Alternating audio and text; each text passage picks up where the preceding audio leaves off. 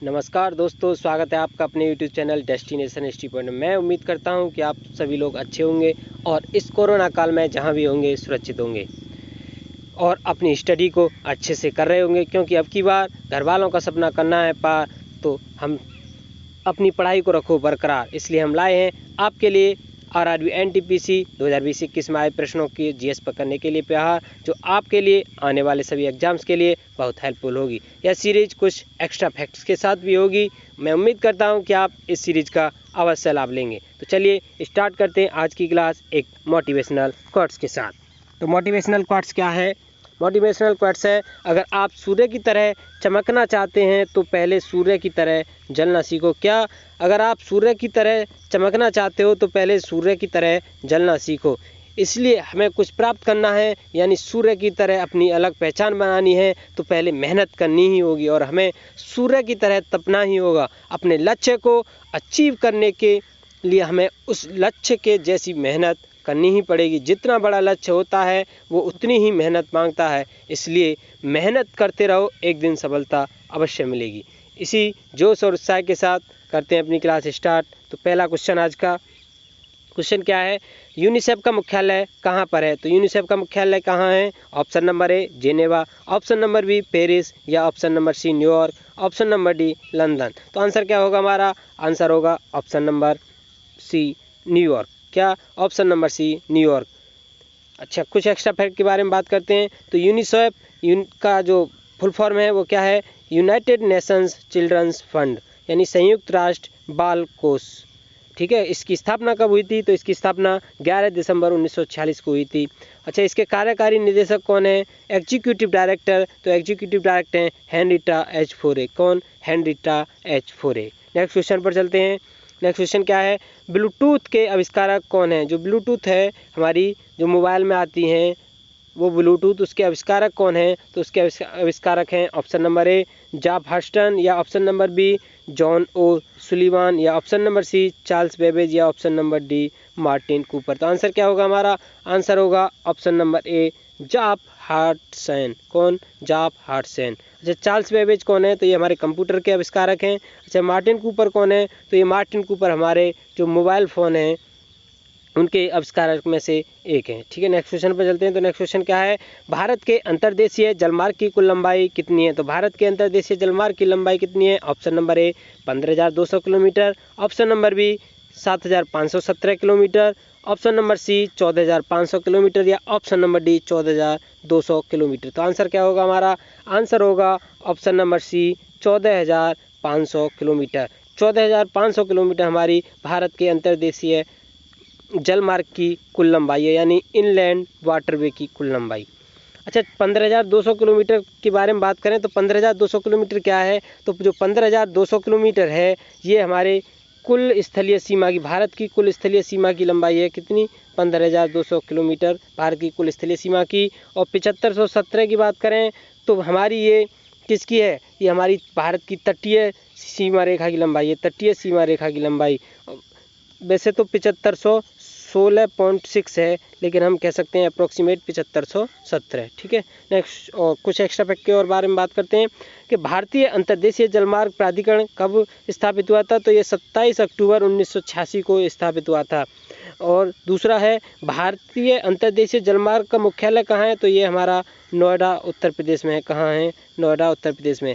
जब भारत में कितने राष्ट्रीय जलमार्ग हैं? तो भारत में 111 राष्ट्रीय जलमार्ग हैं। और राष्ट्रीय जलमार्ग पहला कौन सा है? National waterways. तो पहला है हमारा प्रयागराज से हल्दिया, प्रयागराज से हल्दिया। और ये किसके बीच है? गंगा, भागीरथी और हुगली नदी के बीच है। किसके? गंगा, भागीरथी और हुगली नदी पर के बीच है ये। इसकी लंबाई कितनी है? तो इसकी लंबाई 1620 किलोमीटर है। अच्छा, नेशनल वाटरवेज 2 कौन सा है? तो ये सदिया और धुबरी के बीच में है। और ये किस नदी पर है? तो ये ब्रह्मपुत्र नदी पर है। तो चलिए नेक्स्ट क्वेश्चन पर चलते हैं। भारत में ब्रिटिश ईस्ट इंडिया कंपनी का पहला प्रेसिडेंसी कौन सा स्थापित हुआ था? तो option number A Mumbai presidency, option number B Madras presidency, option number C Bengal presidency, या option number D Surat presidency. तो आंसर होगा हमारा सूरत प्रेसिडेंसी। भारत में ब्रिटिश ईस्ट इंडिया कंपनी का पहला प्रेसिडेंसी कौन सा स्थापित हुआ था? तो वो स्थापित हुआ था सूरत प्रेसिडेंसी। नेक्स्ट क्वेश्चन पर चलते हैं। तो नेक्स्ट क्वेश्चन क्या है हमारा?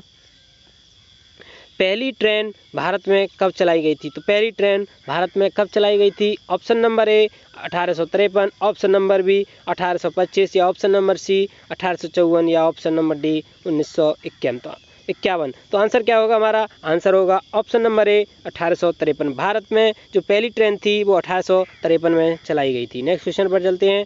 तो नेक्स्ट क्वेश्चन क्या है हमारा? न्यूनतम समर्थन मूल्य एमएसपी कौन निर्धारित करता है?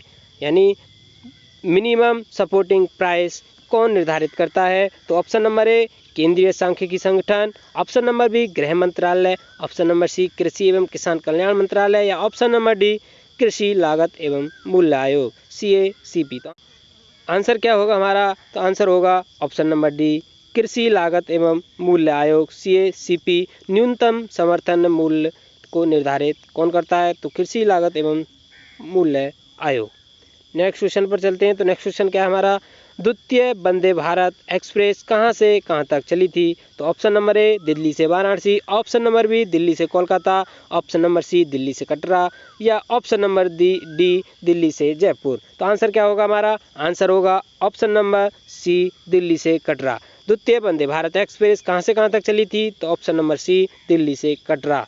अच्छा, पहली जो वंदे भारत एक्सप्रेस है वो कहाँ से कहाँ तक चली थी? तो वो चली थी दिल्ली से वाराणसी। पहली कहाँ से कहाँ तक चली थी? फर्स्ट दिल्ली से वाराणसी। अच्छा, इस किस नाम से और जाना जाता है? तो इसे ट्रेन 18 के नाम से भी जाना जाता है। किसके? ट्रेन 18 के नाम से भी जाना जाता है। नेक्स्ट क्वेश्चन पर चलते हैं। ISP का फुल फॉर्म क्या है? तो ISP का full form option number A internet service provider, option number B internet service protection, option number C internet service protocol या option number D internet service program. तो आंसर क्या होगा हमारा? आंसर होगा option number A internet service provider. ISP का full form क्या है? Internet service provider. Next question पर चलते हैं। पंडित रमाबाई किस भाषा से संबंधित कवियत्री थीं? तो option number A Hindi, option number B Tamil, option number C Sanskrit या ऑप्शन नंबर डी मलयालम। तो हमारी जो पंडिता रमाबाई हैं वो किस भाषा से संबंधित कवियत्री थीं? तो वो थीं ऑप्शन नंबर सी संस्कृत भाषा से संबंधित कवियत्री थीं। कौन? पंडिता रमाबाई। तो नेक्स्ट क्वेश्चन पर चलते हैं। नेक्स्ट क्वेश्चन क्या है? संयुक्त राष्ट्र सुरक्षा परिषद के अस्थायी सदस्यों का कार्यकाल कितने वर्ष का होता है? तो आंसर क्या होगा हमारा? Option number A 6, option number B 5 या ऑप्शन नंबर सी 3 या ऑप्शन नंबर डी 2। तो आंसर क्या होगा हमारा? अस्थायी परिषद के संयुक्त राष्ट्र सुरक्षा परिषद के अस्थायी सदस्यों का कार्यकाल कितने वर्ष का होता है? तो ऑप्शन नंबर डी 2 वर्ष का। कितने वर्ष का? 2 वर्ष का। अच्छा, संयुक्त राष्ट्र सुरक्षा परिषद में कितने अस्थायी सदस्य होते हैं? तो हमारे कितने होते हैं अस्थायी सदस्य? 10। और संयुक्त राष्ट्र सुरक्षा परिषद में स्थायी सदस्य कितने होते हैं? तो वो होते हैं कितने? 5। तो नेक्स्ट क्वेश्चन पर चलते हैं। नेक्स्ट क्वेश्चन क्या है? सुशील कुमार किस खेल से संबंधित हैं? तो सुशील कुमार ऑप्शन नंबर ए कुश्ती, ऑप्शन नंबर बी धावक, ऑप्शन नंबर सी हॉकी या ऑप्शन नंबर डी भारोत्तोलन। तो आंसर क्या होगा हमारा? ऑप्शन नंबर ए कुश्ती। सुशील कुमार किस खेल से संबंधित हैं? तो वो हैं किससे? कुश्ती से। नेक्स्ट क्वेश्चन पे चलते हैं। तो नेक्स्ट क्वेश्चन क्या है हमारा? लोकसभा में राष्ट्रपति द्वारा कितने एंग्लो इंडियंस सदस्य नामित किए जाते थे? तो लोकसभा में कितने एंग्लो इंडियंस को राष्ट्रपति द्वारा नामित किया जाता था? तो option number A 12, option number B 6, option number C 3 या ऑप्शन नंबर डी 2। तो आंसर क्या होगा हमारा? Option number D 2। अच्छा, कुछ एक्स्ट्रा फैक्ट के बारे में बात करते हैं कि ये जो प्रावधान था एंग्लो इंडियन वाला सदस्य को जो राष्ट्रपति नामित करता था, ये 25 जनवरी 2020 तक था। कब तक था? 25 जनवरी 2020 तक था ये, जिसे अब नरेंद्र मोदी सरकार ने समाप्त कर दिया है। यानी अब जो राष्ट्रपति द्वारा जो 2 एंग्लो इंडियंस थे, दो वो नामित किए जाते थे, तो वो अब नामित नहीं किए जाएंगे। कब से? 25 जनवरी 2020 के बाद से। अच्छा, लोकसभा में सदन की अधिकतम संख्या कितनी हो सकती है? तो वो कितनी हो सकती है? तो वो हो सकती है 552। नेक्स्ट क्वेश्चन पे चलते हैं। तो नेक्स्ट क्वेश्चन क्या है? 8वीं अनुसूची में कितनी भाषा हैं? तो 8वीं अनुसूची में option number A 14, option number B 16, option number C 20 या ऑप्शन नंबर डी 22। तो आंसर क्या होगा? आंसर होगा हमारा ऑप्शन नंबर डी 22। 8वीं अनुसूची में कितनी भाषा हैं? तो 22। कितनी? 22। नेक्स्ट क्वेश्चन, बच्चों को मुफ्त और अनिवार्य शिक्षा का अधिकार अधिनियम कब पारित हुआ? तो बच्चों को मुफ्त और अनिवार्य शिक्षा का अधिकार नियम कब पारित हुआ था? ऑप्शन नंबर ए 26 अगस्त 2009, या ऑप्शन नंबर बी 26 जनवरी 2009 या ऑप्शन नंबर सी 26 अगस्त 2006 या ऑप्शन नंबर डी 26 जनवरी 2010। तो आंसर क्या होगा हमारा? आंसर होगा ऑप्शन नंबर ए 26 अगस्त 2009। अच्छा, कुछ एक्स्ट्रा फैक्ट के बारे में बात करते हैं। तो संविधान के अनुच्छेद 21A के तहत इसे मौलिक अधिकार के रूप में लागू किया गया है। किसके? 21A के तहत। अच्छा, संविधान के अनुच्छेद 21A में 6 से 14 वर्ष तक के बच्चों के लिए अनिवार्य एवं निःशुल्क शिक्षा व्यवस्था की गई है। किसकी? अनिवार्य एवं निःशुल्क शिक्षा की व्यवस्था की गई है 6 से 14 वर्ष के बच्चों के लिए। नेक्स्ट क्वेश्चन पर चलते हैं। स्वच्छता सर्वेक्षण 2019 के आधार पर देश का सबसे स्वच्छ शहर कौन सा है? तो option number A Surat, option number B Navi Mumbai, option number C Indore या ऑप्शन नंबर डी अजमेर। तो आंसर क्या होगा हमारा? आंसर होगा ऑप्शन नंबर सी इंदौर। स्वच्छता सर्वेक्षण 2019 के आधार पर देश का सबसे स्वच्छ शहर कौन सा है? तो वो है इंदौर। अच्छा, सूरत कितने नंबर पे है? तो सूरत हमारा दूसरे पे और नवी मुंबई हमारे कितने नंबर पर है? तो तीसरे पे है। अच्छा, सबसे स्वच्छ राजधानी कौन सी थी 2019 के आधार पर? तो वो थी भोपाल। और छत्तीसगढ़ को बेस्ट परफॉर्मेंस स्टेट अवार्ड दिया गया था। सबसे स्वच्छ गंगा शहर वो कौन सा है फिलहाल? तो वो है वाराणसी। कौन सा सबसे स्वच्छ गंगा शहर कौन सा है? तो वो है Varanasi, Uttar Pradesh. Next question, 9 dots prize 2019 किसे दिया गया है? तो 9 डॉट्स जो प्राइस है वो ऑप्शन नंबर ए any जेदी, option number B James Williams, option number सी त्रिश लॉरेंस या option number D Jhumpa Lahiri. तो आंसर क्या होगा हमारा? आंसर होगा ऑप्शन नंबर ए एनी जेदी। ये हमारी भारतीय लेखिका हैं। कौन? एनी जेदी। अच्छा, ये पुरस्कार जो है 9 डॉट्स जो पुरस्कार है ये किस क्षेत्र में दिया जाता है? तो ये जो पुरस्कार है ये विश्व भर के जो समसामयिक मुद्दे होते हैं, कौन से? जो समसामयिक मुद्दे होते हैं विश्व भर के, उनको उठाने वाले नवोन्मेषी विचारों को सम्मानित करने के लिए। किसको?